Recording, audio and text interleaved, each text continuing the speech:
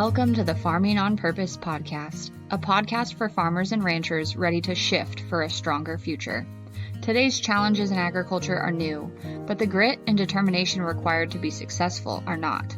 On the Farming on Purpose podcast, you'll hear how producers of all sizes and practices are moving mountains for things they believe in, all in the name of an industry that keeps growing and innovating for a stronger food system and stronger farm families.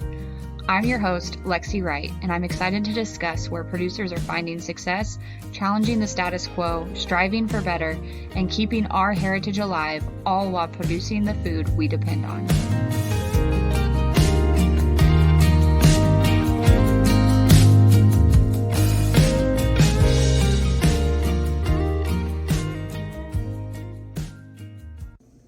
I'm so glad you could join us today.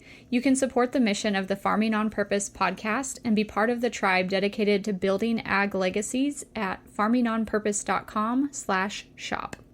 You'll find apparel, office supplies, stickers, planners, and more, all inspired by the people living out ag legacies every day. Welcome back to Farming on Purpose. Today I'm here with Brad Fourby. Brad is a Navy veteran, an entrepreneur, a business owner, a farmer, and a member of the board of directors of Kansas Farmers Veteran Coalition.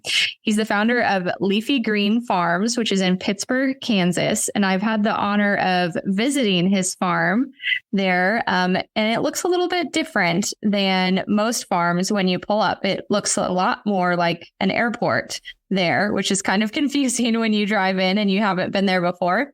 But Brad, why don't you tell us a little bit more about your history, how you came to Kansas, and how you started this non-traditional farm? Sure. Well, my name is Brad Fourby, and I'm the founder of Leafy Green Farms here in Pittsburg, Kansas. And our farms are unique in that we grow inside of repurposed refrigerated shipping containers. So all of our farms are 40 feet long, 8 feet wide, and 9.5 feet tall. Every one of them, they're all the same. Within those farms, we grow produce that is leafy, like lettuce, Swiss chard, spinach, arugula, things of that nature. And we harvest weekly. The way we grow our plants is within cocoa fiber peat moss pods. And we take everything from seed all the way through harvest. That entire process takes about 8 weeks. And we continuously grow. We are climate independent. We don't use any pesticides. We use no herbicides. We are a very clean farm. As a matter of fact, we only burn about 10 gallons of water a day, which is about 99% less than a traditional farm of our size. And with that, we supply our local food economy with fresh greens year-round. Our purpose here in Pittsburgh is to raise the nutritional level. And we're trying to do that by putting hyper-organic produce into the hands of all the residents. And so that way they can start learning to use fresh food in their diet versus hitting a fast food franchise on the way home from work. What brought me out to Kansas was I lived in California until the pandemic, and Kansas was the right opportunity to launch an agricultural business like my own. Pittsburgh is very innovative, and they allowed me to bring a farm that has never been used in Kansas before, open it, start a business, and see if we can make a go of it. And since that time, we've been operating for 2 years now. We started work with the school system to supply vertical farms to the local high schools. So we've started placing those already. And so far, it's been a real success. The kids are learning how to grow food vertically without dirt, even in terrible weather. And we're learning how to teach people how to grow food. So it's been a perfect partnership. That's incredible. I think here as the weather starts to change, a lot of us maybe wish that our farms were in a climate controlled environment and make things a little bit easier. Where did you decide, or how did you decide that this is what you wanted to do? Because you don't have a background in farming or growing produce, correct? That's true. I have no background in anything like this. This all got started with an interest in fish farming. That was really my first inkling into agriculture. I heard the words fish farming and I laughed. I'd never heard that put together. From there, I started learning all about fish farming, which led me to aquaponics. From aquaponics, that led me to hydroponics. And when I got to hydroponics, I started really trying to put together small farms that would be suitable for somebody that lives in California. But in California, most people only have about 6 feet worth of space by 4 feet, about what you see in an apartment-sized balcony. I could never get the numbers to work out right to where your effort and energy made growing your own food work in such a small space. And then one day, I happened to see a farm like the ones we use that is 40 feet long, and it clicked. It clicked with me like somebody that understands how to play piano immediately. I saw that 40 feet was the magic number. Yes, that's too big for one person, but it's better to have more food than not enough food. So if you're growing excessive food, now you have an opportunity for a food business. And now somebody that doesn't have a traditional size farm or even land can actually grow enough food to supply their family and have a small business on the side. And that's where the interest started. I think I think it's the way it starts for a lot of people who decide that they would like to be producers of food, though. They find this one thing that's like, what is that? And they want to know more and more, especially if they're coming to it from a non-traditional route, not growing up on a family farm or something like that. And I'm interested, kind of a side tangent here, to know your thoughts about that as a society. We've seen a big increase in people who are interested in homesteading, in producing enough food for their family. And what you said there about the energy and the effort equaling out what you get at the end is a real challenge in those situations. So making it a business, what kind of things do you think that changes in that equation? Well, I think first of all, it strengthens the personal farmer, the person that has interest in it, and their immediate community. Because what's the first thing any of us do that grow anything? If you've ever grown tomatoes, you give some away. If you're growing oranges, you give some away. If you're growing lettuce, you give some away. And immediately now you have a little circle and somebody knows you're the lettuce guy, you're the tomato girl. And by the way, I grow mushrooms. By the way, I grow tangerines. And all of a sudden now you're trading and everyone is participating. And I think that's what really we're talking about when it comes to a farming business is participation. No one ever opens a farming business that says, I wonder if I can sell my food. Normally they have people saying, you should sell this. And then they try to grow more food. And that's usually where it starts. And we even see that now with the farms that we supply to the high schools.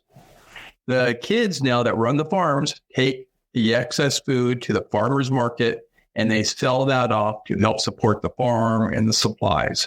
So they get to see the full cycle of their efforts. Hey, we grew this. I learned about growing it and I went ahead and packaged it. I priced it and I took it to the farmer's market and I sold it. So they get to see that entire process of what a traditional farmer or anyone in business or having a job has to go through. That where do you fall in that cycle of creating that product to distributing it to getting it out the door?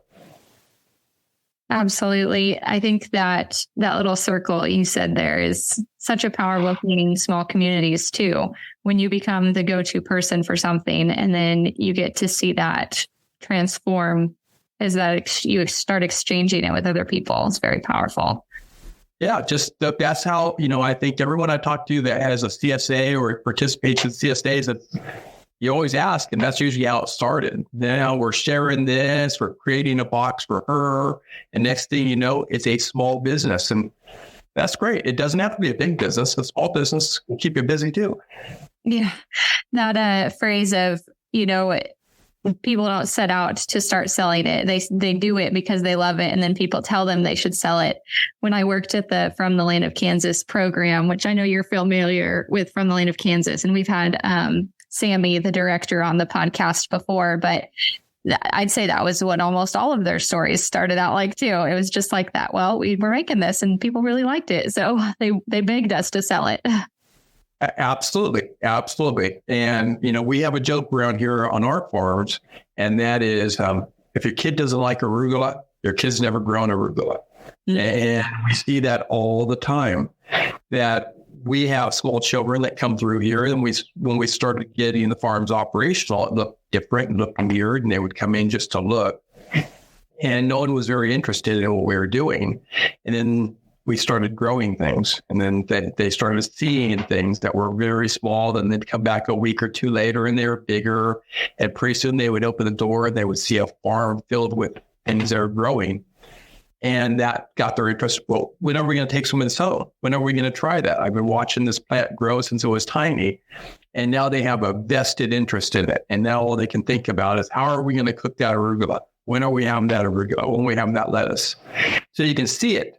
And that's where we are trying to get to, is get people talking, especially kids, about nutrition and food early, before their habits are set, before they think all meals come in a bag, and let them understand that you can kind of control what you're going to eat. And the great thing is you can actually plan for it. You know that if I plant my seeds now, when they're going to be ready. That participation. Yes, that before the habits are set is so key, because I know a lot of us, we grow up with certain food experiences and it's very hard to change them. There's a whole industry dedicated to trying to change your diet for, one reason or another, whether it's health or image or whatever. It's crazy to think about how young those experiences matter. I didn't really think about asking this before we started this interview, but do you think that the lack of experience with agriculture and with growing your own food, is that why many people are just not interested in those types of food? Or does that play a role, you think? Oh, absolutely. I think it's just like anything else. Have you ever noticed, you see a family and maybe they're out at the drag races, that, you can see that, the kids are interested, mom's interested, dad's interested. They all have this common interest. But they live next door to somebody that's never been to a drag race, because it was this focus of this one family. And I think that's the same with anything, that sometimes we find a focus because there's that interest coming from the parents and it trickles its way down. But if the parents are busy working a job or 2 jobs or 3, and all they see is, hey, I got to go pick up the kids, we're going to try to grab some food real fast, they're not thinking, hey, I'm going to go to the grocery store, buy some produce and start making a meal. The meal comes last. That's the last thing in anyone's to-do list of the day. Let's get through that fast so we can get on with doing laundry, doing dishes, cleaning the house, homework. So it gets left behind. But if you're growing that food, then there's going to probably be a conversation at the dinner table. How do the plants look today? Did you water? Did you clean out the shed? Did you leave the tools out? So that gets it into your bloodstream. Now you're thinking about where the food comes from and you're seeing the results of that work. And I think that participates into, just like if somebody gives you a gift versus you earning it, you always appreciate it just a little bit more. Absolutely. I think what you said there really shows your interest in educating the youth there. And that's become a big part of what you guys do at Leafy Green Farms. Was that always part of the plan, or did that kind of come later? How did that happen? It was never part of the plan. As a matter of fact, not only know if we had a plan. The way that happened was purely by accident. And that's what I really love about Kansas and just the opportunity of having a business, is I was working in the farm. And this is one our very first few months in business. The farm door opened up and a man stepped in who I'd never seen before. And he started talking to me. And he asked me all kinds of questions about the farm. And he said, I never even knew that Kansas had a farm like this. And as he talked, I found out that he was a school teacher here in Pittsburg. His name was Anthony, and he's a chef. And he loved the idea of having fresh produce at the school. From there, he said, could I bring some teachers down and show them what you're doing? And I thought, yes. Pretty soon they came down with more teachers. Pretty soon those teachers asked, can I bring some students? Pretty soon the students came, and then the more faculty came. And next thing I knew, we were in a meeting saying, how can we get one of these farms on our school grounds to teach the kids? And after that, the plan started. So there was no plan.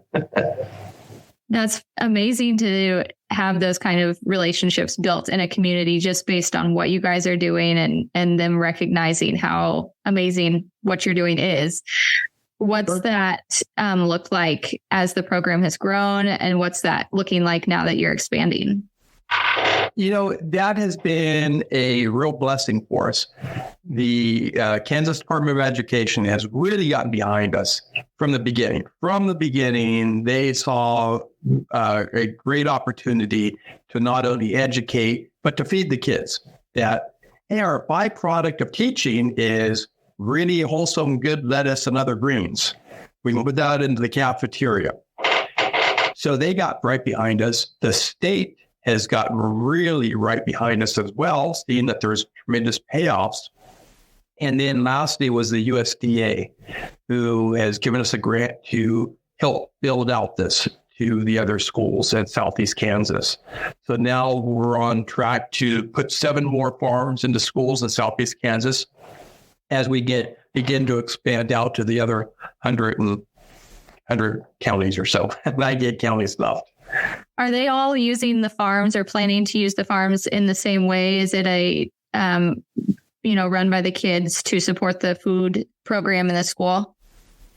Yes. Everyone is using them about the same, just a little different. The faculty is really, creating that curriculum, and they're sharing it with the other schools on what they're going to teach, what classes are going to use the farms. The kids are, managing the farms, doing some of the farm labor and so on. But in some of the schools that have been chosen for this program, they are, for lack of a better words, low income or schools that need some extra help, that the students need extra help or assistance. So those schools are starting to look at sending the excess food out with the students on weekends to guarantee that they have some nutritious food in the refrigerator over Saturday or Sunday and or over the holidays. So we love that idea that they're just going to have harvest days where, hey, when you're picking up your kid, you can grab a bag of greens on your way out the door as well. So we like the idea that there's a net flexibility that the schools can adapt to what the community needs. Mm-hmm. Not all communities have, say, a really good farmers market. So instead of letting something just go to waste, they're figuring out a way of getting it into the food economy. Yeah. And if you have it already there, it's a lot easier to find ways for those kids to figure out options that they enjoy eating that food. Like you said, they're a lot more invested in it because they've been seeing it grow from the little seed. And that, I think, plays a huge role. At least it does with my kids, and honestly with me personally. We have been trying to expand our garden here at home, and planting things is hard to do because I'm like, well, I'm not really sure anybody's going to eat this. And so figuring out ways that those kids will eat the food and find, ways that they'll enjoy it, I think is challenging if it's something they're not used to. Is that something that the schools are working on or have had any challenges with? Actually, they have great success stories because there's pride of ownership. The kids, I've heard this story more than a few times, that kids are walking into the cafeteria and you'll hear somebody saying, "That's my lettuce." Because their salad bar, they can see it from across the room. You can see lettuce that was maybe grown out of the country, has been transported in a process versus fresh lettuce that was picked this morning. So they can recognize it, from across the room that's mine. And you obviously take some pride and ownership on that you want to eat it. You want to bring it out. You want to share it with the family. You want to tell them the difference between what the butterhead looks like versus the red oak leaf, and why the arugula has a little more taste than the spinach. So yeah, pride of ownership, getting them involved. It's like anything else. Once you start learning something about it, then you start noticing more. You may never notice a Volkswagen, Beetle on the road ever, but you buy one and all of a sudden that's all you do notice. Same type of thing with farming, I think. Well, that's great to hear that they're having that kind of success. That's my lettuce. That's fun. Very cool. Well, let's talk a little bit more about the mechanics of the farms. And I love that you guys call it a farm still, because I think a lot of people that do vertical farming, they start to transition away from that term, but it really brings home to me the importance of what you guys are doing and how it is farming. It may not look like we always imagine farming to look, but it is. It's farming and producing food. So mechanic wise, what was it about the 40 feet that made that easy when you were figuring out how this was all going to fit together? What kind of challenges did you run into? Kind of how did that all come about? My biggest challenge was I had never been inside a farm like the one I have. And because like buying any farm equipment or purchasing a farm, you have some upfront costs. You really do. And whenever you talk to any type of bank or lender, the first question they're going to ask you is your experience. And if you can imagine going into the FSA office or any bank office saying, I'd like to buy a farm, and they go, how long have you been farming? You say, never. And then you say, well, I really think I'm going to be good at it. And they go, okay, what was the last farm like this you were on? You say, I've never been to one. It becomes a challenge. And that was our biggest challenge, was we were asking people to take a leap of faith with us on something that they've never heard of and that they've never seen and they couldn't touch. I had many meetings where I convinced people that I'm going to grow the best lettuce around and this business will not fail. And they said, fantastic. Can I taste the lettuce? And I would have to fess up and say, well, I've never grown a head of lettuce before, but I guarantee it's going to be the best. And that is where, when you're starting a new business, you have those challenges. You have to think around the corner. You have to think, I know what I want. Now, how can I explain it to somebody that's never met me? And going with this type of farming, you had, just like with micro farming, you're growing microgreens or fish farming. If you're the only person doing it, you have a great chance of success, but you're always going to have a hard time teaching everybody else what you're trying to do. The way we've overcome that is we just did it. And I have talked to many people and said, did you, do a study? Did you have any, agencies look into this? No, you just start growing it and you start growing the food and you start selling the food, and all of a sudden, okay, now it's making sense. And you start figuring out the mechanics of how much water do I use? How much am I spending going out the door? How much is coming back in? And then you start working on, say, those mechanics on what makes it a business. Because you make anything a business, but it doesn't mean it's going to be a profitable business. True. True. Well, I appreciate that you explaining the process that was like, because I think that is something that is a little different from what a lot of farmers and ranchers that listen to this podcast, what their experience might be going to the bank. It's a completely different conversation than, oh, I've never done this. And also this is going to be something you've never seen before. There's nothing to compare it to. Because I think that conversation is around the corner for a lot of farmers and ranchers as we start to see more of these innovative practices. And we have to be able to get those lenders on board for this innovation to happen. Was there a lot of no's? What was that? How long was that process? What was it like? They were all no's. It was all no's. And I can tell you, this was during the pandemic as well, so no one was doing meetings. And what got this whole business off the ground literally was one Zoom call like this. We couldn't get anywhere. I was with the banks. I was SBA, FSA, and every penny I had was tied up into going into the business. And I still didn't have enough to say, get that business loan for them to say, yes, we will support this. And the Kansas Healthy Food Initiative gave me a meeting I explained it to them, and they said yes. And they gave me a grant for $15,000. And that $15,000 in the life of business is not a lot. But at that very moment, that was the tipping point for me. That I was able to go to my bank, show them a letter from Kansas Healthy Food Initiative saying they support this idea here in Pittsburgh.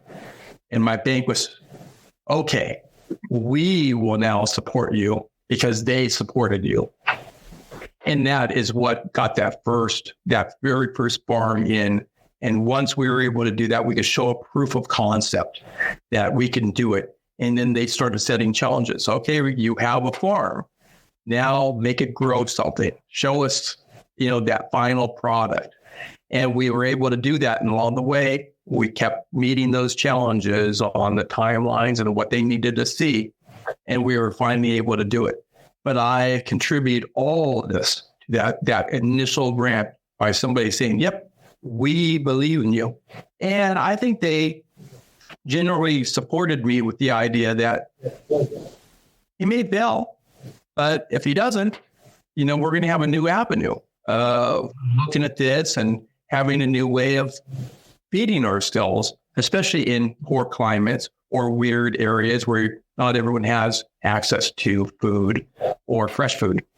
I love our farms are so small, they're 320 square feet. We are concentrating on placing these in small rural communities that never get any support.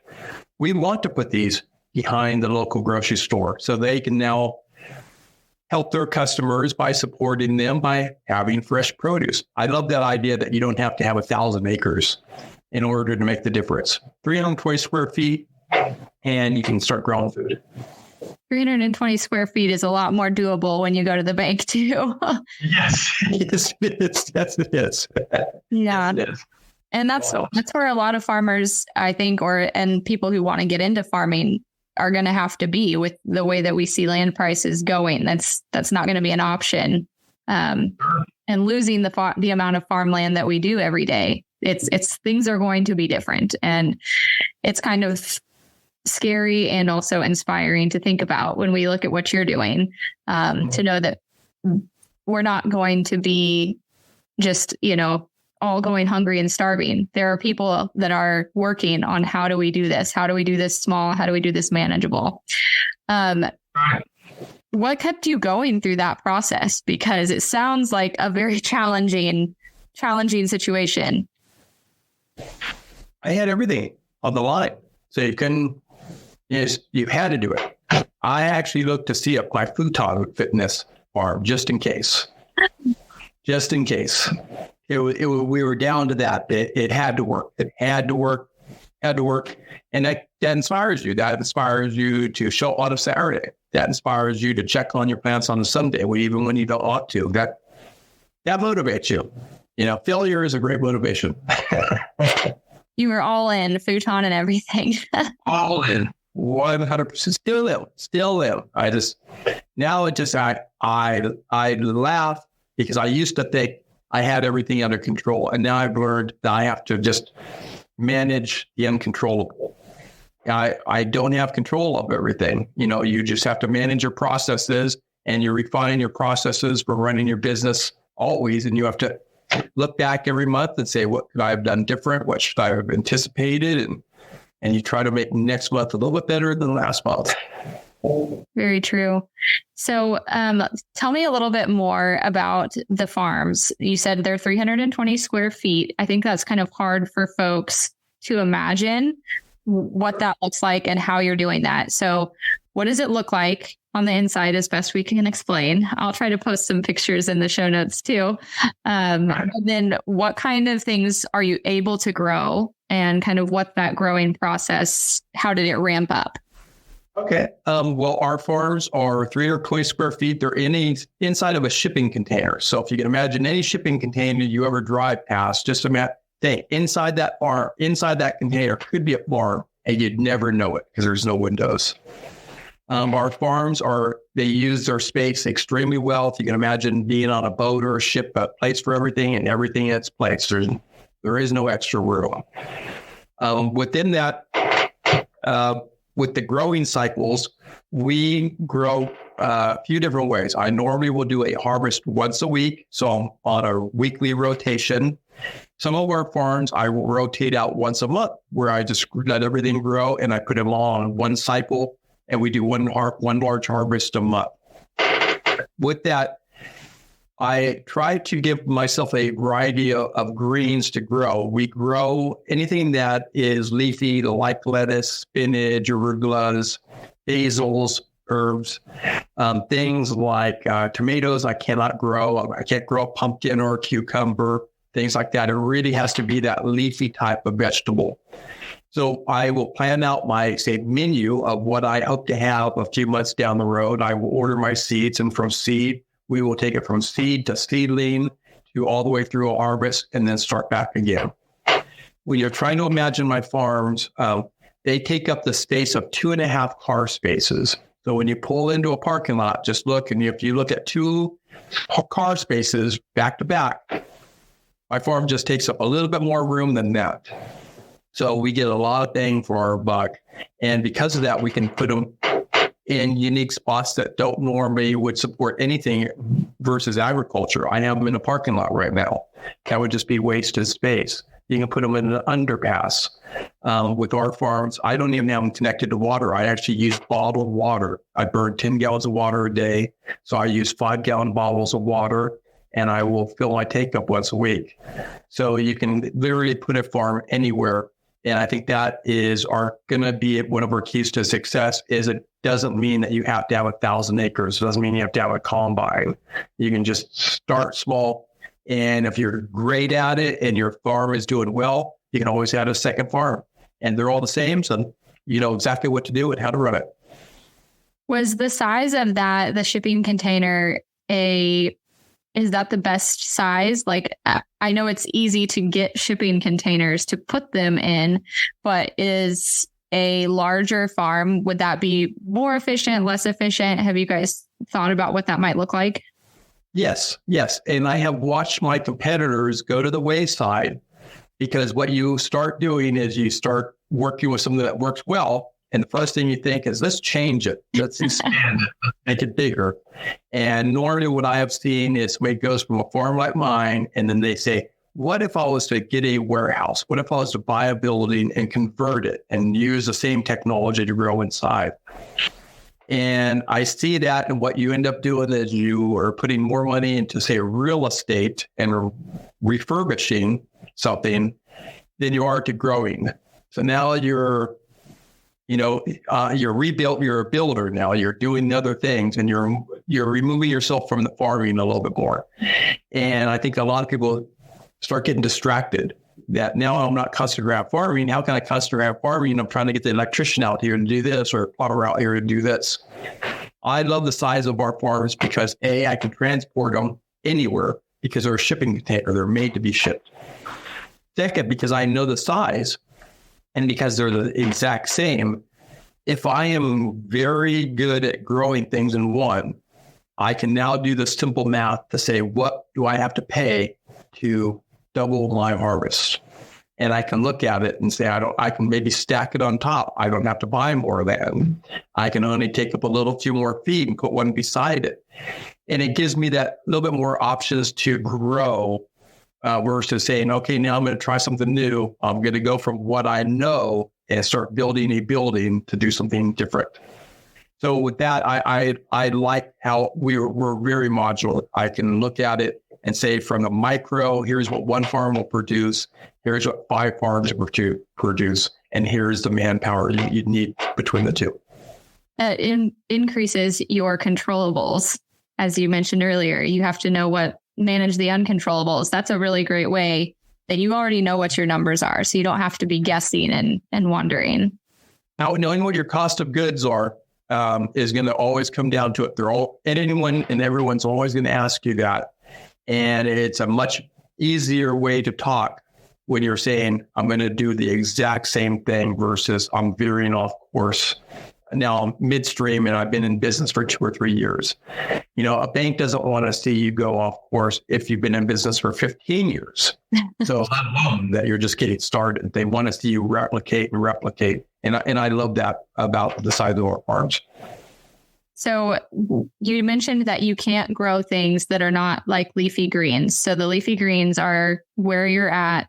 And just to give a little bit more understanding of what it looks like, when you open the door to one of your shipping containers and the farm, it's kind of like curtains is what I would describe it as. The plants are growing in curtains that are movable. And how many rows of those do you have? What other kind of elements are important to the inside of the farm?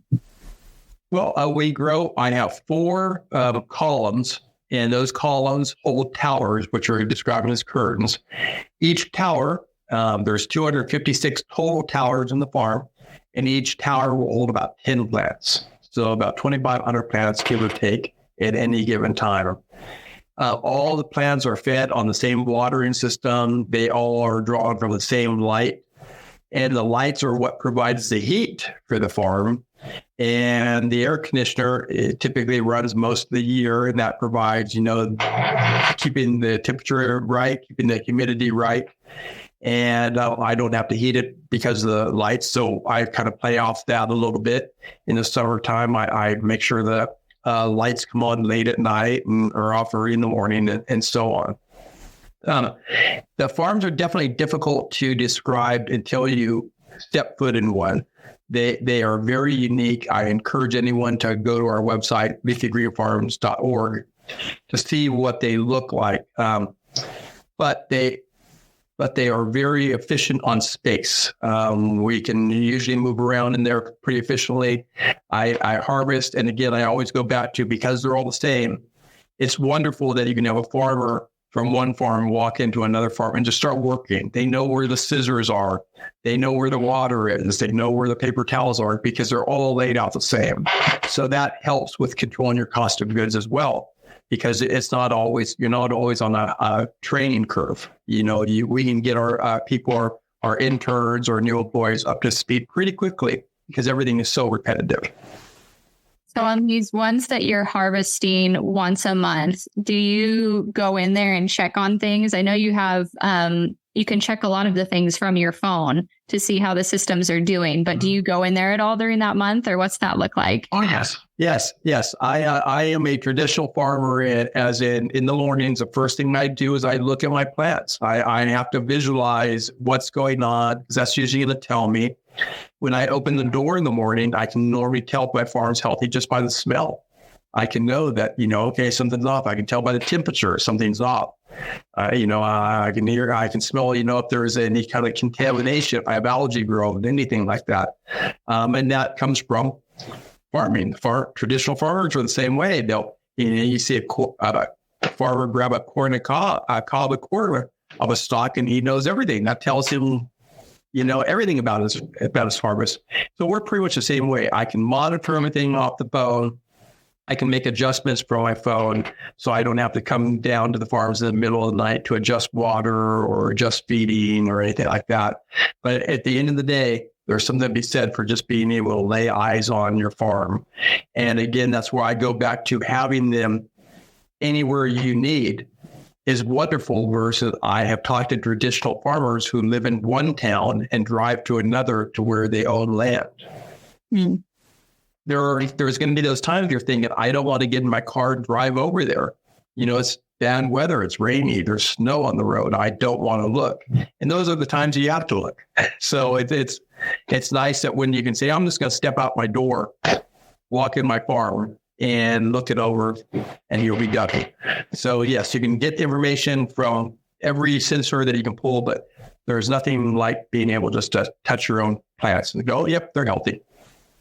And it's very peaceful when you walk in there. It's kind of a dark, quiet, and then the lights on the columns that you call them. Very, very neat to just walk in and see that. The people that work as farmhands for us have some of the best jobs around. Because I used to do it. I used to be the guy in the farms just farming all day. It's wonderful. It's a wonderful place to work. It's very quiet. It smells great. You're working with fresh food. At the end of the day, you can see accomplishment. You can see that you harvested food, you planted food. So yeah, I'm in this. Anyone that works for me, I go in there and I think, yep, you got a great job. That's good.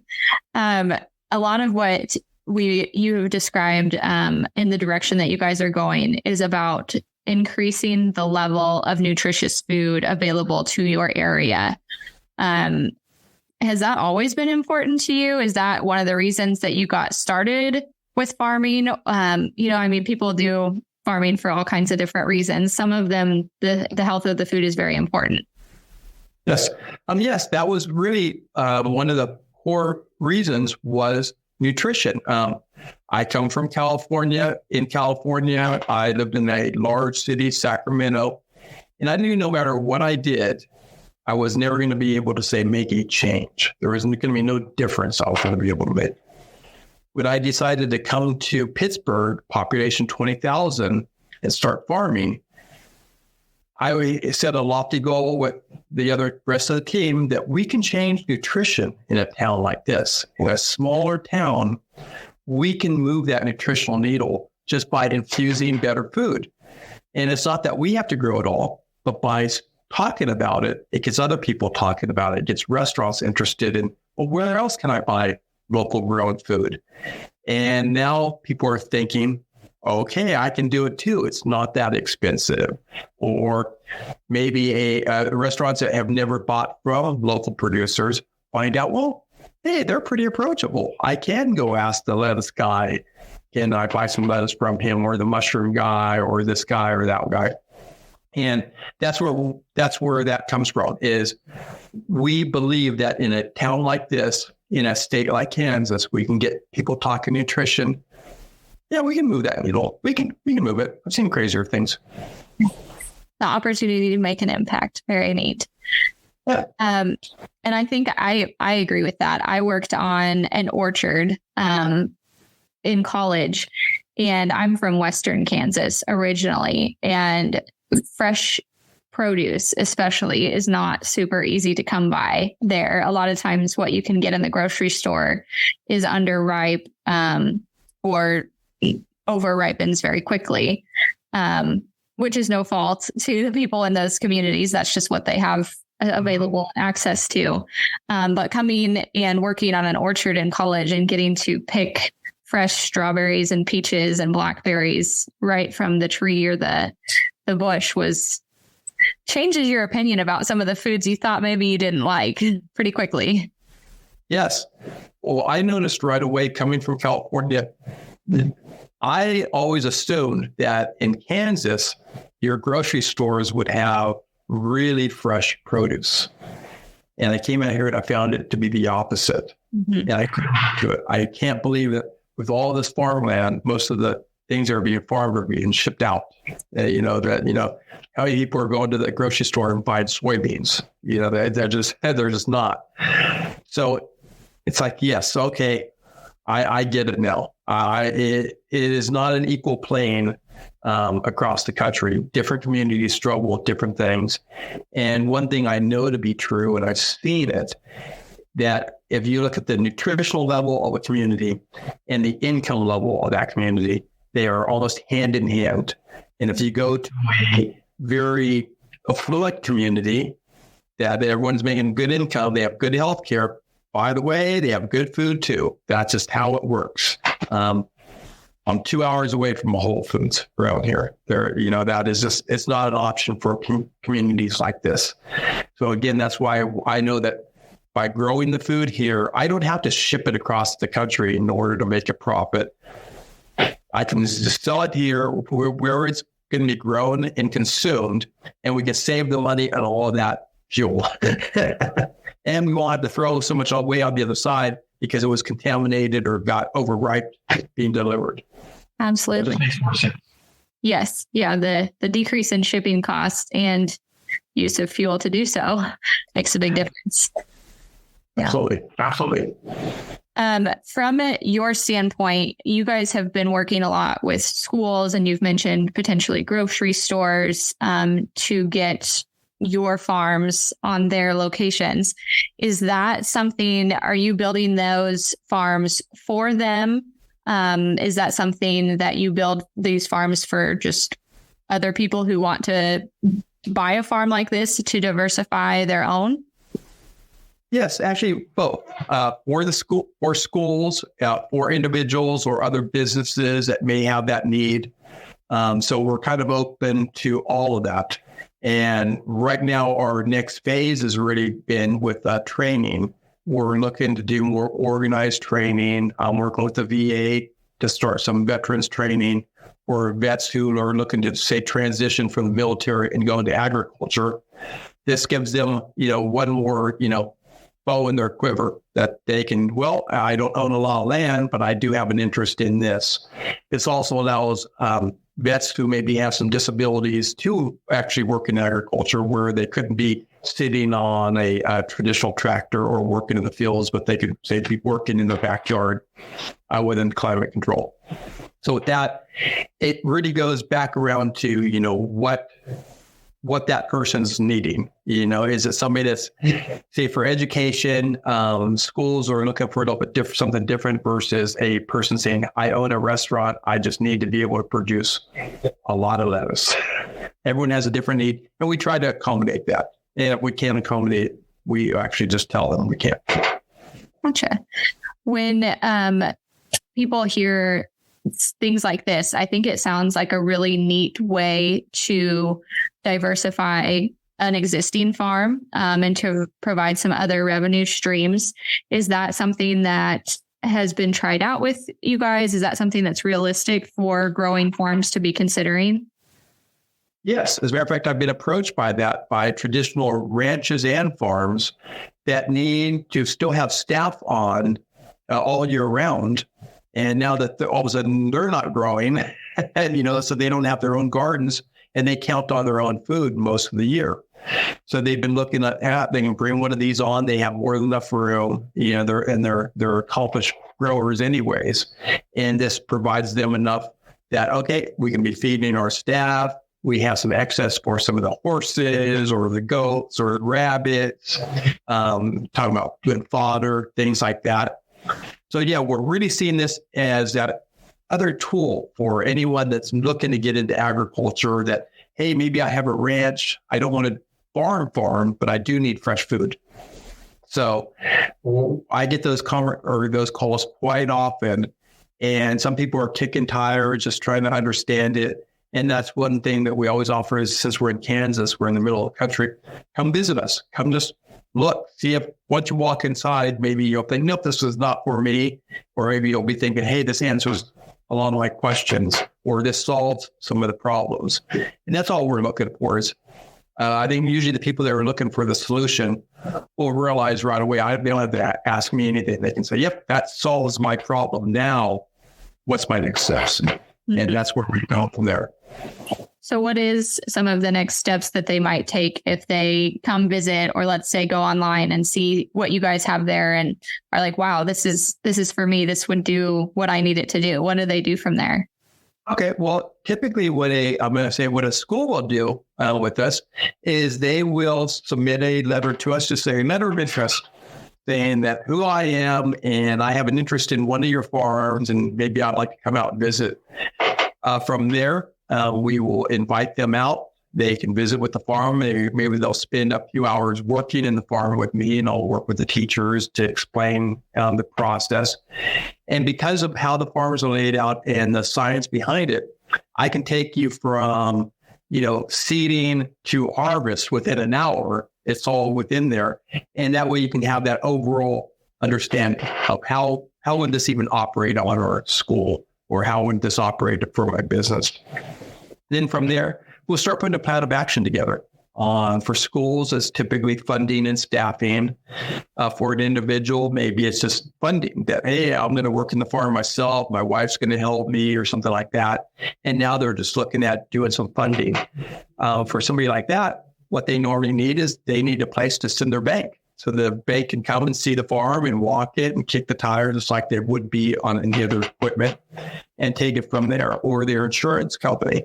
That was a challenge for us getting insurance at the very beginning. But now that we have insurance, it's going to be easier for all the next guys to get insurance, because once a company like an insurance company writes that policy, they know what they need to see. We've satisfied it, and that helps the next guy get his policy a little bit easier.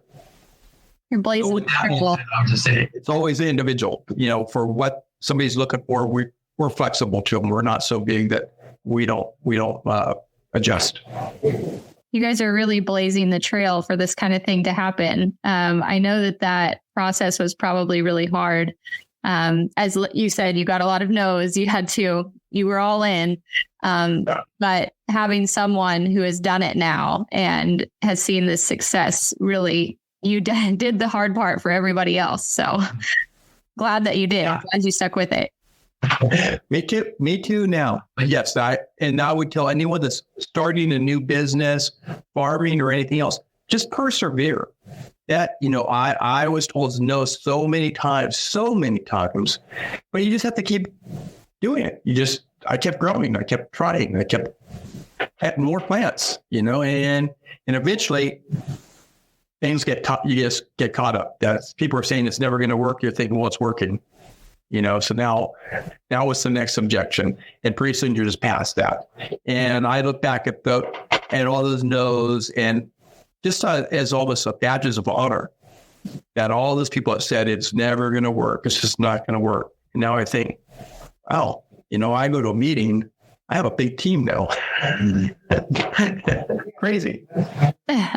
It is crazy. So one of the last questions I have is, how many people does it take to do what you guys are doing there? Because you have several farms now, you're doing other things, you're expanding all over the place. So how many people does it take to farm and to grow?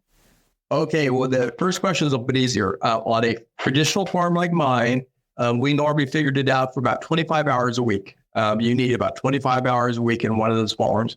And that's perfect for, say, that single farmer or that couple that has this in their back 40.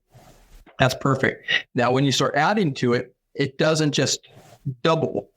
Because as you build your business out, well, now that you have two farms doesn't mean you just need two farmers. Maybe you need two farmers and one supply specialist. Well, now you have 5 farms.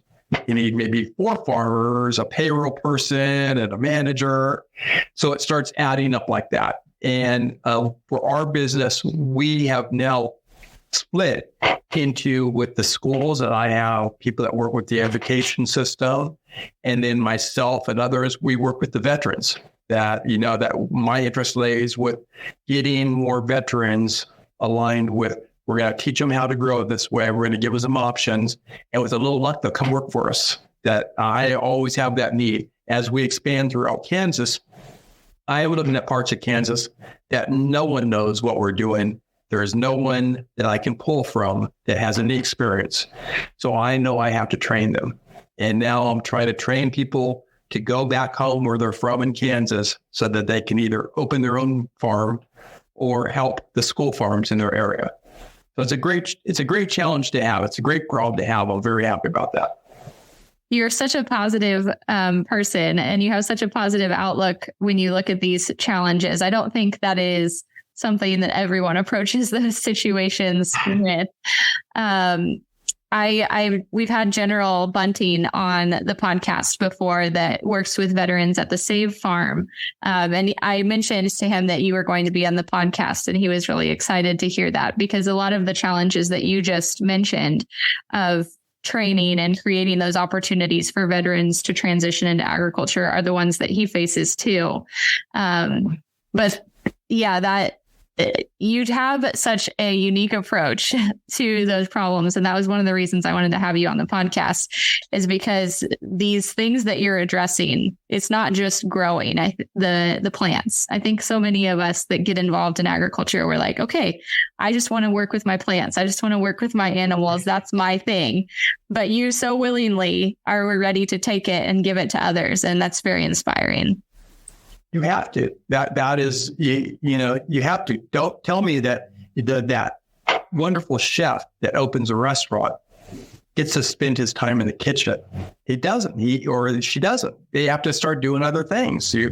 That's what you do. And I'm glad you mentioned General Bunting.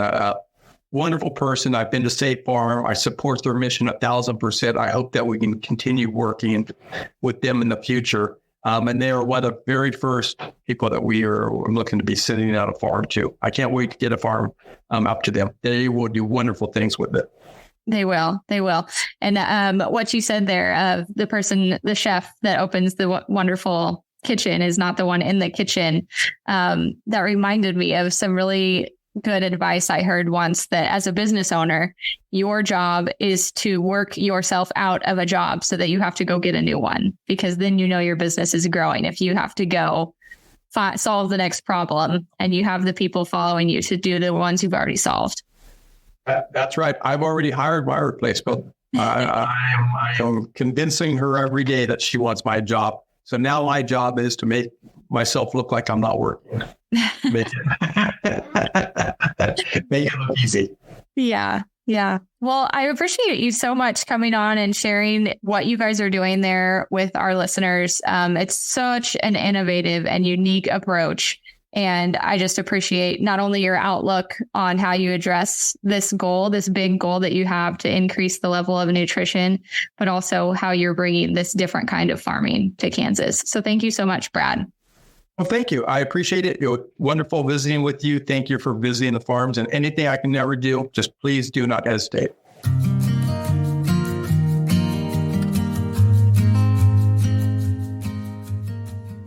If you've enjoyed spending time with us today, please take a moment to review the podcast on Apple Podcasts or join the conversation on social media. Do you have a topic you would like to discuss or know someone with a story to share? Apply to be a guest on the podcast at farmingonpurpose.com. You can follow the host of Farming on Purpose, Lexi, on your favorite social media platforms for more content by searching for Farming on Purpose. And remember, if you look around your table and aren't inspired by the people there, it's time to find a new seat.